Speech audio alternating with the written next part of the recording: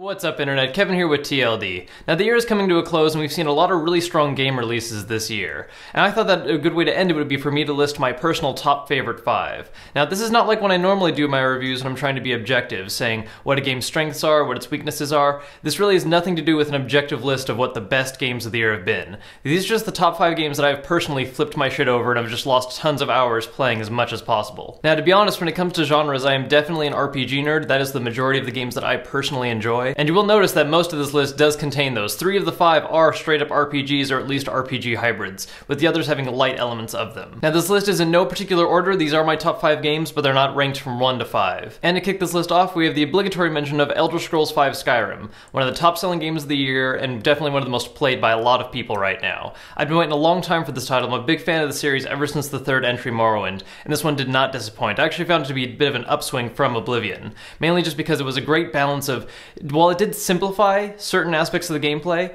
it still gave you a great amount of feel as far as the number of options you had and where you could explore and what you would do with your time. Now moving on to a slightly different type of RPG and a slightly less conventional choice for a game of the year, one of my personal favorites was Dark Souls.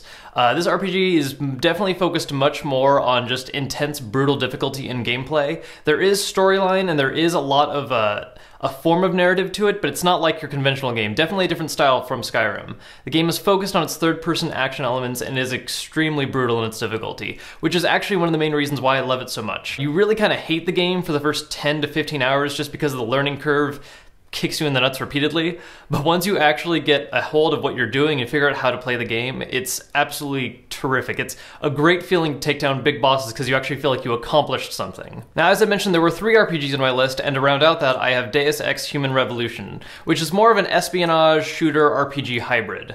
The game is actually the 3rd entry in a series that started up a while back and had a fantastic first entry with a not so popular second one, and Square Enix actually ended up reviving it through Eidos. The game is absolutely fantastic. It gives you a great number of options as far as how you want to tackle different stealth situations, how you infiltrate bases, and you really feel rewarded for how you build your character once you find these new optional routes in each area. And not to mention, the game also has a really solid storyline that has a number of different branching points. While the final branching point may just be one choice at the end, there are still enough small permutations throughout that give it its own unique feel every time you play. Now, to take a break from the RPGs, one title that I absolutely have to mention is Portal 2, one of the best games of the year as far as both level design and just straight up dialogue. While being a little bit on the short side, the game has such great level design and some of the most hilarious dialogue available in a video game that's just one you have to play through, even if you can beat it in about 12 hours total, both multiplayer and single. Not to mention that Cave Johnson is one of my personal greatest heroes now and everything I aspire to be. Now last but certainly not least, one game that I absolutely fell in love with this year and was completely taken surprised by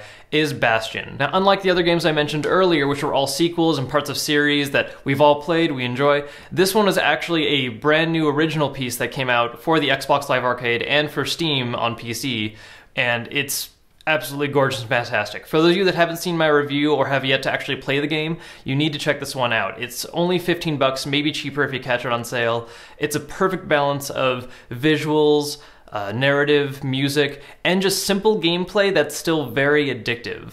It doesn't even take that long to beat, but it's an experience that I absolutely loved and I've already played through multiple times just because I have that much fun with this game. Honestly, even though this is an overall top 5 list, I'd argue that this one could easily be one of my top 2 for the year overall. So there you have it. Those are my top 5 games, personal choices for the year. Once again, these are not objective choices. These are not the games that I think are the best made or the most all well-rounded. Obviously, there are a lot of really strong titles this year that I didn't mention. Stuff like Battlefield, stuff like Rayman for platforming fans, even Ultimate Marvel for those of you that just want a fighting game listed. These are not objective choices. These are the 5 games that I've just simply synced so much time into because I personally love them so much. So those are my top 5, but obviously a lot of people are gonna have a lot of different choices and a lot of different favorites. So what are your guys' favorites? What are your top 5 games you've absolutely just lost your shit over this year? Let us know in the comments, and if you guys want to be extra awesome, make sure to hit that like button. As always guys, thanks for watching our vids. If you haven't gotten a chance to check out our latest 2, and I'll see you guys next time.